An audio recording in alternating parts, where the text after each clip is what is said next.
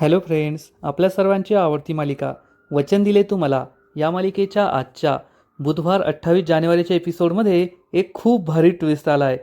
शौर्य ॲफिडेविट घेण्यासाठी ऊर्जाच्या घरी पोहोचला आणि ऊर्जाच्या घरी आल्यानंतर त्याने ऊर्जाला पाणी भरून देण्यास मदत केली. मग ऊर्जाने त्याला चहा दिला, पण हा चहा गरम असल्यामुळे ऊर्जाने स्वतः शौर्याला हा चहा पाजला आणि या दोघांचा हा रोमांस सुरू असताना ऊर्जाची आई पूर्वाने त्यांना रंगे हात पकडलं. पण दोघे एकमेकांच्या डोळ्यात इतके हरवून गेले होते की पूर्वा आपल्याकडे पाहतीये हे त्यांना समजलंच नाही आणि ऊर्जाचं शौर्यला स्वतःच्या हाताने चहा पाजणं सुरूच होतं आणि शौर्य म्हणत होता, चहा खूप गोड लागतोय. दोघेही एकमेकांकडे हसून पाहत होते आणि हे सगळं पूर्वा पाहत होती. आणि मग जेव्हा हे दोघांच्या लक्षात आलं की आई आपल्याला पाहतीये, तेव्हा दोघे चांगलेच घाबरले. ऊर्जा चांगलीच घाबरली. मग आता पूर्वाने या दोघांना रंगेहात पकडलंय. पुढे यांच्या प्रेमाचं काय होईल हे जाणून घेण्यासाठी हा व्हिडिओ शेवटपर्यंत नक्की पहा. तर फ्रेंड्स, आजच्या एपिसोडच्या सुरुवातीलाच अर्पिता आणि दिव्या दोघी किचनमध्ये पोहे बनवत असतात. तेव्हा अर्पिता ही दिव्याला विचारते, काय ग दिव्या, तुझी तब्येत ठीक वाटत नाहीये, काय झालं? तर दिव्या सांगते, तब्येत ठीक आहे माझी, मला काही झालं नाहीये. माझ्या आईंनी माझ्या अंगावरचे सगळे दागिने काढून घेतलेत ना, म्हणून तुला माझा चेहरा असा दिसतोय, म्हणून माझा चेहरा उतरलाय. हे ऐकून अर्पिताला जबर धक्काच बसतो. अर्पिता विचारते, आईंनी तुझे सगळे दागिने काढून घेतले, पण का? तर दिव्या सांगते, काय माहीत का, ते मला म्हणाल्या की दागिने फक्त तुला सणावाराला भेटतील, रोज दागिने घालायची गरज नाहीये, आणि त्यांनी माझे सगळे दागिने हिसकावून घेतले. अर्पिताला जबर धक्काच बसतो. अर्पिता म्हणते, पण आई अशा का वागतील? तर दिव्या म्हणते, काय सांगू तुला, मी या घरची सून आहे ना, आणि घरच्या सुनेबरोबर कदाचित असंच वागत असतील. अर्पिता म्हणते, पण त्या माझ्याशी तर खूप चांगल्या वागतात. दिव्या सांगते, कारण अजून तुझं लग्न नाही झालंय ना, लग्न झाल्यावर सगळं काही बदलतं. लग्नाआधी सासू सासरे सासरची माणसं सगळे देव माणसं वाटतात, पण त्यानंतर त्यांचं खरं रूप समोर येतं. लग्न झाल्यावर कळतं की कोण किती पाण्यात आहे. आणि मला तर खूप त्रास होतो, मी गरिबा घरची आहे ना, म्हणून मला रात्रंदिवस टोमणे ये, खूप त्रास आहे मला या घरामध्ये, काय सांगू तुला. आणि माझं आयुष्य तर एकदम नरक झालंय, नरक. अर्पिताला जबर धक्काच बसतो. अर्पिता विचारते, पण आदित्य काही बोलत नाही का? तर दिव्या तिला सांगते, तो काय बोलणार आहे, आमच्या सासूबाईंसमोर या घरात कुणीच बोलू शकत नाही. राजा बोले तैसा दल हले, तसं आहे आमच्या घरात, आणि माझ्या सासूबाईंसमोर कोणाची काही बोलण्याची हिंमत नाहीये. आदित्य तर आता माझ्याकडे ढुंकूनही पाहत नाही, त्याचे कानसुद्धा त्यांनीच भरले आहेत. माझं आयुष्य या घरात नरक झालंय, रात्रंदिवस टोमणे, मला खूप त्रास दिला जातोय, असं म्हणून दिव्या रडण्याचं नाटक करते. अर्पिताला जबर धक्काच बसतो. तिचा विश्वासच बसत नाही की हे सगळं काय चाललंय. तर इकडे दळवी काकू ही चाळीतल्या नळावर येते. आधीच तेथे बायकांनी नंबर लावलेला असतो, पण दळवी काकू ही सगळ्या बायकांच्या मागून पुढे येऊन उभी राहते आणि आपला नंबर लावते. चाळीतल्या बायका विचारतात, ओ दळवी काकू, तुम्ही कसं काय पुढे, आमचा नंबर आहे. तर दळवी काकू म्हणते, येथे माझा परमनंट पहिला नंबर आहे, तुम्ही कितीही आधी आलात ना तरी सगळ्यात आधी पाणी मीच भरणार. असं म्हणून ती सगळ्या बायकांना गप्प बसवते. पण तिला गप्प बसवणारी ऊर्जा तेथे येते आणि या दळवी काकूंच्या पुढे नंबर लावते आणि आपल्या हंड्याकळशी ठेवून पाणी भरू लागते. दळवी काकू विचारते, ए तू कुठून आलीस, हे का तुझं कोर्ट नाहीये, हा माझा नळ आहे, नळ, आणि तुला मी सांगितलंय ना, येथील वकील पण मी, जज पण मी, फैसला पण मीच सुनावणार, त्यामुळे भय माग, हा माझा नंबर आहे. ऊर्जा म्हणते, काकू असं काय करताय, मला खूप महत्त्वाचं काम आहे, मला आधी पाणी भरू द्या. दळवी काकू म्हणते, नाही म्हटलं ना, तुझा नंबर नाही, तू मागे जायचं, आधी मी पाणी भरणार. तर ऊर्जा म्हणते, ओ काकू, तुम्ही असं का करता, तुम्ही तसं तर माझ्याशी किती गोड वागता, प्रत्येक भाजी मला आणून देता, माझी काळजी करता, पण इथे नळावाले तुम्हाला काय होतं, नुसती भांडणं करत असता. दळवी काकू म्हणते, कारण हा नळ माझा आहे, या नळावर पहिला हक्क माझा आहे, सगळ्यात आधी मीच पाणी भरणार. ऊर्जा तिला विनंती करते, माझ्या आईला खूप जास्त त्रास होतोय, ती घसरून पडलीये, कंबरमध्ये उसंत बसलीये, तुम्ही माझं ऐका ना, मला पाणी भरायचंय, नंतर मला जायचंय कोर्टात, खूप महत्त्वाचं काम आहे. पण दळवी काकू काहीच ऐकत नाही आणि म्हणते, तुला आधी पाणी भरता येणार नाही, पाणी आधी मीच भरणार, तू निघ इथून. ऊर्जा म्हणते, मला फक्त आजच्या दिवस पाणी भरू द्या, मग उद्या मी तुमच्यासाठी हवं तर 5 वेळेस इथे उभी राहील तुमचा नंबर धरून, पण मला आजच्या दिवस पाणी भरू द्या. दळवी काकू चिडून म्हणते, एकदा नाही म्हटलं ना. आणि या माणुसकीच्या गप्पा मला नको सांगू. माझ्यात माणुसकी आहे ती नळाच्या दुसऱ्या बाजूला. नळावर असताना फक्त नळुसकी आहे आणि मी येथेच थांबणार, असं म्हणून ती ऊर्जाशी भांडू लागते. ऊर्जा आणि या दळवी काकूमध्ये चांगलं भांडण रंगतं आणि त्याच वेळेस शौर्य तेथे पोहोचतो. शौर्य ऊर्जाला म्हणतो, ऊर्जा हे काय चाललंय? तू काय नळावर भांडत बसलीये? मला लवकर ती ॲफिडेव्हिट हवी आहे, जायचंय ना आपला. तर ऊर्जा म्हणते, अरे आई घसरून पडलीये आणि मला सगळं पाणी भरायचंय, घरात प्यायला सुद्धा पाणी नाहीये. पाणी गेलं ना तर आमचे खूप हाल होतील, म्हणून आधी मला पाणी भरावं लागेल. तर शौर्यला समजतं की ऊर्जाला पाणी भरावंच लागणार आहे आणि मग शौर्य हा दळवी काकूंकडे आपला मोर्चा वळवतो. तो ऊर्जाला इशारा करतो, तू पाणी भरून घे, तोपर्यंत मी दळवी काकूंना सांभाळतो. आणि तो दळवी काकूंना म्हणतो, हो दळवी काकू, तुम्ही काय नळावरचे भांडण करत बसल्या? तुम्हाला माहिती का ऊर्जा तुमच्याबद्दल मला काय काय सांगत असते? दळवी काकू विचारते, काय काय सांगते? तर शौर्य म्हणतो, ती मला सांगते, दळवी काकूंसारखी चांगली बाई या जगात नाही आहे. जगात ती किती चांगली आहे, माझी किती काळजी घेते, चाळीतील लोकांची किती काळजी घेते, तिच्यात किती माणुसकी आहे, हे ती मला सगळं सांगत असते. हे ऐकून दळवी काकू खूप खुश होते आणि म्हणते, खरंय रे पुरा, या जगात फक्त तुलाच माझी किंमत कळाली आहे, नाहीतर कोणालाच माझी किंमत कळाली नाहीये.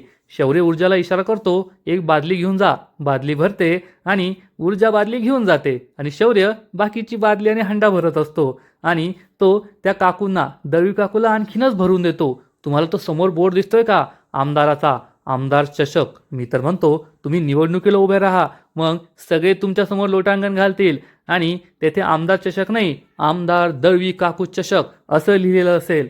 हे ऐकून दळवी काकू खूप खुश होते आणि तोपर्यंत शौर्याचे बाकीचे भांडे सुद्धा भरलेले असतात. शौर्य आपले भांडे उचलतो आणि म्हणतो, दळवी काकूंचा विजय असो. सगळ्या बायका विजयघोष करू लागतात. दळवी काकू एखाद्या आमदारासारखी उगाचच हात जोडत बसते आणि बाकीच्या बायका त्यांचं पाणी भरू लागतात, भांडं भरू लागतात. फ्रेंड्स, हा सीन खरंच खूप कॉमेडी आहे, तुम्हाला पाहायला सुद्धा खूप मजा येईल. तर इकडे सुवर्णा, अर्पिताची आई, ही विजयाला म्हणते, आपण लवकरात लवकर आता दोन्ही लग्नांचा आणि साखरपुड्यांचा मुहूर्त काढून घेऊ.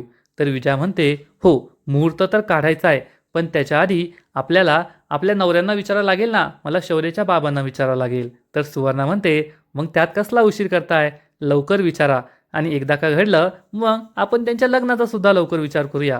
विजया म्हणते, हो चालेल ना. पण विजयाच्या लक्षात येतं की दिव्या आणि अर्पिता एकत्र किचनमध्ये आहे आणि ती शैलजाला म्हणते, शैलजा जा अर्पिताला बोलून आण, तुला माहिती आहे ना आपल्या दिव्याला किती गप्पा मारायला आवडतात, उगाच दोघी टाइमपास करत बसतील. तर सुवर्णा म्हणते, जाऊ द्या हो, आता त्या दोघींना एकत्रच राहायचंय, जावा जावा होतील त्या, त्यांची सुद्धा चांगली गट्टी जमायला पाहिजे ना. पण विजयाला मात्र टेन्शन आलेलं असतं की ही दिव्या नक्कीच आपल्या दागिन्यांबद्दल सांगेल आणि मग आपलं काही खरं नाही आणि शैलजाला हेच हवं असतं. शैलजा विचार करते, वहिनी तुम्हाला ज्याची भीती वाटते ना, ती भीती जर खरी झाली ना तर खूप भारी होईल. जर दिव्याने तुमचं सगळं सत्य काल तुम्ही काय केलंय हे अर्पिताला सांगितलं तर. आणि इकडे अर्पिताला दिव्याने सगळं सांगितलेलं असतं आणि त्यामुळे अर्पिता खूप टेन्शनमध्ये असते. दिव्या काही बाही सांगू लागते, तिचं रडगाणं गाऊ लागते. काय सांगू तुला अर्पिता, जेव्हा आपण लग्नाआधी या सगळ्या माणसांना भेटतो ना, तेव्हा आपल्याला असं वाटतं माझी सासू माझी आई बनेल, माझे सासरे माझे वडील बनतील. पण येथे आल्यावर कळतं की सासू सासरे कधीच तुमचे आईवडील बनू शकत नाही. त्यांचे दाखवायचे दात वेगळे, खायचे दात वेगळे असतात. आपल्याला वाटतं आपण मोठ्या घरच्या सून म्हणून येतोय, आपल्याला मान मिळेल, ऐश्वर्य मिळेल, सगळं किती चांगलं होईल. पण मोठं घर पोकळ वासा म्हणतात ना, ते खरंय. येथे तर मी एखाद्या निर्जीव वस्तूसारखी पडून राहतीये, कोणाला माझी काहीच किंमत नाहीये, माझं घेणं देणं नाहीये, असं म्हणून दिव्या ही रडण्याचं नाटक करत असते. तर अर्पिता म्हणते, नाही ग, माझ्याबरोबर असं नाही घडणार, कारण माझं शौर्यावर खूप प्रेम आहे आणि तो माझ्याबरोबर असं नाही होऊ देणार. तर दिव्या म्हणते, मला माहिती आहे तुमच्या दोघांचं एकमेकांवर खूप प्रेम आहे, पण माझं आणि आदित्यचं सुद्धा लव्ह मॅरेजच होतं ना. आदित्य लग्नाआधी माझ्यावर किती प्रेम करायचा, पण आता त्याला माझ्याकडे लक्ष द्यायला वेळच नाहीये. तो सकाळी जातो तर संध्याकाळी घरी येतो आणि माझ्याकडे लक्षही देत नाही. मी त्याला सांगितलं ना दिवसभर माझ्याबरोबर काय काय होतंय, तो उलट माझ्यावरच चिडतो आणि म्हणतो, माझी आई असं करूच शकत नाही, तुझंच काहीतरी चुकलं असेल म्हणून आई अशी बोलली, म्हणून आई अशी वागली. काय सांगू मी किती त्रास सहन करतीये. हे सगळं ऐकून अर्पिताला जबर धक्काच बसतो. अर्पिता विचार करते, काकू असं कसं वागू शकतात, तर दिव्या ही अर्पिताला जवळ घेते आणि तिच्या गालावर प्रेमाने हात ठेवते आणि म्हणते, पहा बाई, आता तुझंही काही दिवसांनी लग्न होणार आहे, तू या घरची सून बनून येणार आहे, तुझं काय होईल देवाला माहीत. अर्पिता तेथून निघून जाते. दिव्या चांगलीच खुश होते की तिने अर्पिताचे चांगलेच कान भरले. तिला खूप आनंद झालेला असतो. तर इकडे पूर्वाला मात्र खूप त्रास होत असतो.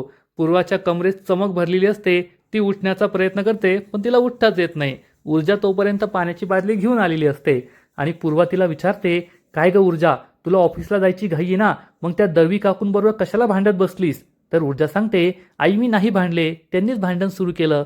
तर पूर्वा म्हणते, माहिती सगळं ऐकलंय मी, इथपर्यंत आवाज येत होता, जा बाकीचे भांडे सुद्धा घेऊन ये. आणि त्याच वेळेस शौर्य हा हातामध्ये हंडा आणि दुसऱ्या हातामध्ये बादली घेऊन येतो आणि तो पूर्णपणे भिजलेला असतो. सगळं पाणी त्याच्या अंगावर पडत असतं आणि त्याला नीट हंडा आणि बादली सुद्धा घेता येत नाही. तसं पाहायला गेलं तर हा छोटासा हंडा आणि ही कडी असलेली बादली सहज उचलता आली पाहिजे, त्यातील एक पाण्याचा थेंब सुद्धा खाली पडणार नाही. पण आता शौर्य हा बड्या बापाची औलाद आहे, जहागीरदारचा मुलगा हर्षवर्धन जहागीरदार, त्यामुळे त्याने आजपर्यंत कधी हंडाही पाहिलेला नाहीये, बादलीही पाहिलेली नाहीये आणि हंडा बादलीने पाणी भरणं तर त्याला माहीतच नाहीये. त्यामुळे हंडा कसा उचलायचा असतो आणि बादली कशी उचलायची असते तेही त्याला माहीत नाही. आणि त्याचा हा अवतार पाहून की तो किती पाणी सांडतोय, ऊर्जा आणि पूर्वाला जबर धक्काच बसतो आणि त्या त्याच्याकडे पाहतच राहतात. शौर्य हा घरामध्ये येतो. संपूर्ण घरभर तो पाणी सांडत असतो. हंड्यातून पाणी खाली सांडत असतं, त्या बादलीतून पाणी खाली सांडत असतं. पण ऊर्जा त्याच्याकडे आश्चर्याने पाहतच असते, जसं काही तिने आजपर्यंत कोणाला हंडा आणि बादली घेऊन येताना पाहिलंच नाही. आणि आपण सुद्धा म्हणतो, अरे बाई काय पाहत बसलीये, घे ना तो हंडा किंवा बादली, तेवढंच पाणी वाचेल. आपण ते बोलत नाही कारण ते टीव्हीमध्ये असतात किंवा मोबाईलमध्ये असतात. पण पूर्वा मात्र म्हणते, ऊर्जा काय पाहत बसलीये, घे त्याच्याकडून बादली. तेव्हा ऊर्जा भानावर येते आणि शौर्यकडून ही पाण्याची बादली घेते. शौर्य तिला विचारतो, ऊर्जा आता काय करायचंय, हे पाणी कोठे टाकायचंय? तर ऊर्जा म्हणते, पिंपात टाकायचं. पण पिंप हा शब्द शौर्यला माहीतच नाहीये. शौर्य विचारतो, कशात टाकायचं? ऊर्जा म्हणते, पिंपात, चल तुला दाखवते. आणि मग हे दोघेही पिंपात येतात, पिंपाजवळ येतात आणि पिंपामध्ये हे भांड्यातून पाणी टाकू लागतात. आणि शौर्य हा ऊर्जाकडे पाहतच राहतो. ऊर्जाला समजतं की शौर्य आपल्याकडे पाहतोय आणि ती सुद्धा शौर्याकडे पाहू लागते. देखने में क्या जाता है. आणि हे दोघेही एकमेकांकडे पाहतच राहतात. आणि मग बॅकग्राऊंडमध्ये वचन दिले तू मला या मालिकेचं अतिशय सुंदर शीर्षक गीत सुरू होतं. संपूर्ण शीर्षक गीत जवळपास 2-3 मिनिटं सुरू राहतं आणि ऊर्जा आणि शौर्य एकमेकांकडे पाहतच राहतात. मग ऊर्जा थोडी लाजते, नजर खाली झुकवते, पण शौर्यने मात्र ठरवलेलं असतं, डरेगा नहीं साला, आणि तो ऊर्जाकडे एकटक पाहतच राहतो. आणि या मालिकेचं अतिशय सुंदर बॅकग्राऊंड स्कोर, या मालिकेचं अतिशय सुंदर टायटल सॉन्ग शीर्षक गीत सुरू होतं. खरंच वचन दिले तू मला या मालिकेचं जे शीर्षक गीत आहे ना, ते खूप सुंदर आहे. गाण्याचे बोल, गाण्याचे जे गायक आहेत ते सगळंच खूप छान आहे, एवढं मात्र नक्की. आणि मग हे गाणं पूर्णपणे संपतं आणि बादलीतलं आणि हंड्यातलं पाणीसुद्धा संपतं. त्यानंतर पूर्वा ही उभं राहण्याचा प्रयत्न करते पण तिला खूप त्रास होतो, ती ओरडते. तेव्हा ऊर्जा आणि शौर्य पुढे येतात आणि पूर्वा म्हणते, पहा ऊर्जा, त्यांचे कपडे सगळे भिजलेत, त्यांना थंडी वाजत असेल, तू त्यांना चहा बनवून दे. तर शौर्य म्हणतो, नाही काकू, त्याची काही गरज नाहीये. तर पूर्वा म्हणते, नाही, तुम्ही चहा प्या, मी तुमच्यासाठी चहा बनवते. तोपर्यंत ऊर्जा तिची कामं आवरते आणि पूर्वा शौर्यसाठी चहा बनवते. ऊर्जा ही चहा चक्क एका स्टीलच्या छोट्याशा कपमध्ये घेऊन जाते आणि शौर्यला म्हणते, घे शौर्य चहा. पण शौर्य मोठ्या घरचा मुलगा आहे, त्याला माहीतच नाहीये की स्टीलच्या कपात जर का चहा असेल तो जो गरम असतो, त्यामुळे तो खालूनच हात लावतो आणि त्याच्या हाताला पोळतं.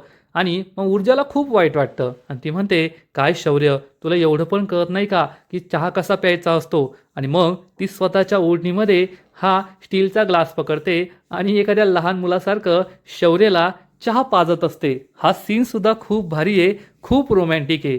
ऊर्जा स्वतःच्या हाताने शौर्याला चहा पाजत असते. शौर्य चहा पितो आणि ऊर्जाकडे पाहून म्हणतो, चहा खूप गोड लागतोय. ऊर्जाला समजतं की हा माझ्याशी फ्लर्ट करतोय आणि ऊर्जा खूप छान स्माईल करते. त्याच्याकडे वाकडे डोळे करून पाहते. तिचे एक्सप्रेशन खूपच क्यूट वाटतात आणि शौर्य हा तिच्याकडे एकटक पाहतच राहतो आणि चक्क तिचे दोन्ही हात हातात घेतो आणि तिच्या हातूनच हा चहा पित असतो.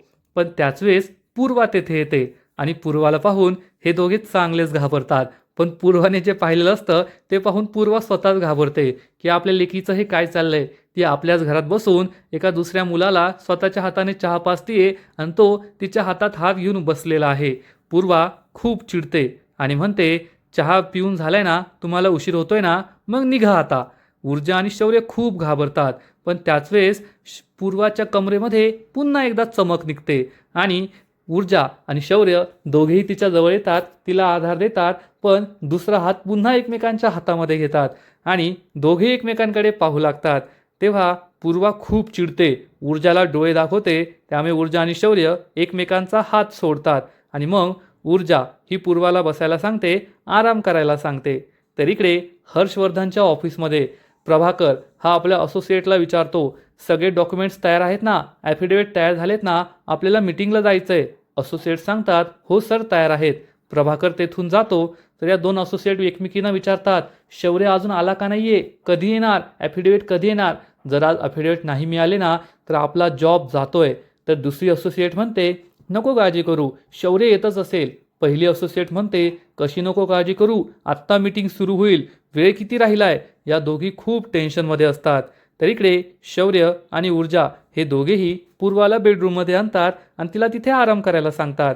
तेवढ्यात दळवी काकू काळ्या वाटाण्याची उसळ घेऊन तेथे येते, एकदम तर्री असलेली. आणि ती म्हणते, पहा तुझ्या पूर्वाला तुझ्या आईला त्रास होतोय ना, म्हणून मी ही काळ्या वाटाण्याची उसळ आणली आहे. आता नावावर म्हणू नको की माझ्यात माणुसकी नाही आहे, माझ्यात खूप माणुसकी आहे. आणि खरंच या शौर्याला माझी किती किंमत आहे. त्या शौर्याला कळालंय की मी किती चांगली बाई आहे. आजपर्यंत चाळीतील कुणीच मला ओळखू शकलं नाही की ही दळवी काकू किती महान आहे, ती उद्याची आमदार बनू शकते. पण या शौर्याला ते समजलं आणि त्याने माझा जयघोष केला. हे ऐकून ऊर्जा आणि पूर्वाला समजतं की शौर्याने पाणी कसं आणलं होतं. तेव्हा ऊर्जा म्हणते, काय काकू किती कौतुक करताय त्या शौर्याचं.